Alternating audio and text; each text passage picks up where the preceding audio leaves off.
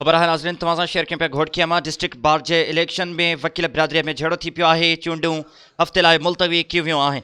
यूनिस भुट्टो जी report मूजिबि घोटकी बार जे ॿिनि ग्रुपनि में थींदड़ इलेक्शन फॾे जो शिकार थी वई आहे। हफ़्ते लाइ इलेक्शन मुलतवी कई वई आहे।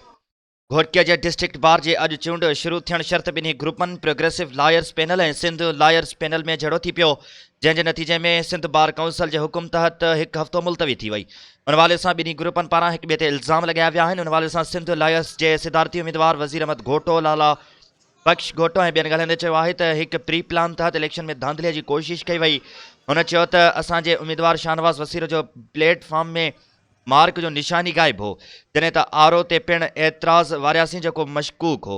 हुननि चयो त असांजो उम्मीदवार शाहनवाज़ वसीर खे अटैक थी पियो, जेको सखर ICU ते रेफर कियो वियो आहे। होॾां प्रोग्रेसिव लॉयर्स पैनल जे सदारती उम्मीदवार अली असगर पहियार, उबैदुल्ला घोटो, इम्तियाज़ अली मुलाणो, असदुल्ला चाचड़, अब्दुल हफ़ीज़ लगारी ऐं ॿियनि ॻाल्हाईंदे चयो आहे त असांजे दोस्तनि इलेक्शन में शिकस्त ॾिसी बिलाजवाज़ एतिराज़ वारे इलेक्शन मुलतवी कराई आहे, जॾहिं त मुखालफ़त केतिरा ई भेर हरबा इस्तेमालु कनि पर कामयाबी असांजी थींदी। होॾां घोटकीअ जे बार इलेक्शन 31 डिसंबर ताईं मुलतवी कई वई आहे, जॾहिं त बार जे इलेक्शन ॿीहर 31 डिसंबर ते थींदी।